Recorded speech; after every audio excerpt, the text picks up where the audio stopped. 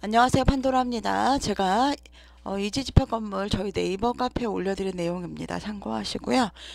제가 조금 사실 컨디션이 많이 안 좋아가지고요. 요즘 좀 무리했더니 좀 컨디션이 많이 안 좋네요. 그래도 영상을 좀 찍어야겠길래 힘든 몸을 일으켰습니다. 여러분 도움이 되신다면 구독과 좋아요 부탁드리겠습니다. 어, 이거는요, 제가 요즘 그 교육을 개인 교육을 하는데 그 중에 한 분이 이제 이렇게 부가 좀 해달라고 하셔가지고요. 거기 부가 대행을 한번 해드리고 있습니다. 그런데 거기서 이제 수도요금을 그 단지는 그 마이너스가 나오거나 플러스가 나올 때 공동요금으로 안 하고 비율로 할인을 하거나 추가를 한다고 합니다. 그래서 제가 그 방법을 저도 오랜만에 해서 다 잊어버려 가지고요. 공부하면서 저 이렇게 말씀드리도록 하겠습니다. 보통 수도요금 고지서 금액이 200만 원인데 실제 부과 금액이 180만 원만 나온다면 공용에 부과를 하겠죠. 반대로 수도요금 고지서 금액이 180만 원인데 실제 부과 금액이 200만 원이 나온다면 공용에 마이너스로 부과를 하게 됩니다. 어떤 분들이 이렇게 얘기를 하실 수가 있겠죠. 어떻게 마이너스가 나올 수 있습니까? 공용을 쓰시는데. 그런데 왜 많은 단지에서 실제로 고지서 금액보다 부가 금액이 우리 단지에 부과하는 금액이 더 많을 때가 있어요. 그 이유는 그 수도요금은 통으로 이렇게 하나만 검침을 해갑니다. 그런데 우리는 세대마다 각각 하면서 여기에 누진세를 붙이잖아요. 그러다 보니까 이 실제로 고지 금액보다 우리가 세대 내에서 부과하는 금액이 더 크게 나올 때가 있습니다. 이럴 때는요, 공용을 마이너스, 만약 이런 경우에 2만 원이 마이너스 나잖아요. 그럼 2만 원을 아예 공용에 마이너스를 뿌리는 겁니다. 위에는 공용이 2만 원 뿌리는 것처럼 만약에 마이너스가 난다면 마이너스로 2만 원을 공용에 뿌려버리는 방식이 있습니다. 그런데 이 방식 말고 아예 우리는 공용을 발생시키지 않고요. 그냥 요금 자체를 올려주거나 할인을 해줄 거예요. 라는 단지가 있으실 거예요. 그럴 경우에는요, 수도검침에 들어갑니다. 그러셔서 여기 보시면 이렇게 수도검침 들어가잖아요.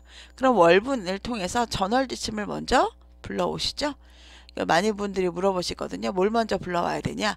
그럼 수도에서 월분수신 전월지침 불러오셔야 되는데 월분수신 먼저 눌러주셔야지 다음에 전월지침 불러올 수 있더라고요. 아니면 전월지침 불러오시거나 어쨌든 월분수신 하시고 그 다음에 여기 당월지침 입력을 하세요. 그리고 요금 계산을 하고 저장을 눌러줍니다. 그리고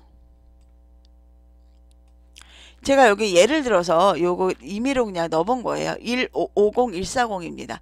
그런데 수도요금 고지서 금액이 160이에요. 실제 부과 금액이 155만 5,140원이라면 160만 원 빼기 155만 4,140원을 하면 44,860원이죠. 이 44,860원으로 고지서 금액을 나눠줍니다. 그리고 곱하기 100을 하면 2.80이 나옵니다. 그러면 계산해 놓은 2.80을 한번 넣어 볼게요. 여기 어떻게 넣느냐? 우리 여기에 일괄 계산이라는 게 있습니다. 그러면 일괄 계산하면 요런 바가 뜨거든요. 요금 계산 메뉴가 뜨면은요. 거기서 그래서 중요한 것은요.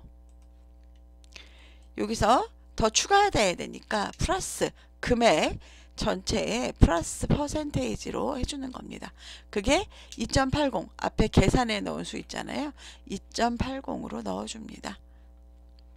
그런데 제가 2.80으로 요금 계산을 해줬더니 금액이 1097780으로 160만 원보다 많이 모자르죠. 근데 이때는 실질적으로는 원래 이게 부가 차액을 남겨주는 게 맞는데 나는 부가 차액을 남겨주지 않겠다라고 하신다면 이거를 조금 더 아까 제가 2.80으로 남겼잖아요. 그거를 2.85 정도로 해봅니다. 퍼센테이지로. 그렇게 되면은 조금 더 줄겠죠. 그런데 이미 이 금액으로 계산이 되어 있기 때문에 어떻게 해야 될까요? 다시 요금 계산을 재계산을 눌러줍니다. 요금 계산 재계산을 눌러주면 다시 요렇게 요금이 요금 계산 눌러주니까 다시 1555140원으로 금액이 변경됐죠. 그런 다음에 다시 일괄 계산으로 들어가셔가지고요. 일괄 계산이 2.85 정도로 넣고 계산을 해줍니다. 그러면 금액이 조금 더 줄어요.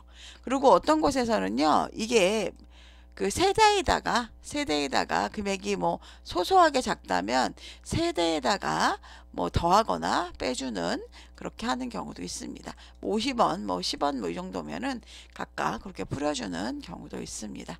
자, 그러면 반대로 한번 가보겠습니다. 반대로요. 고지서가 10만원이고 부가액이 12만원이 나왔어요. 그러면 줄여줘야 되잖아요. 그죠? 이번엔 고지서가 더 적습니다. 그럴 때는 그 10만원에서 12만원을 빼면 2만원이 나오죠.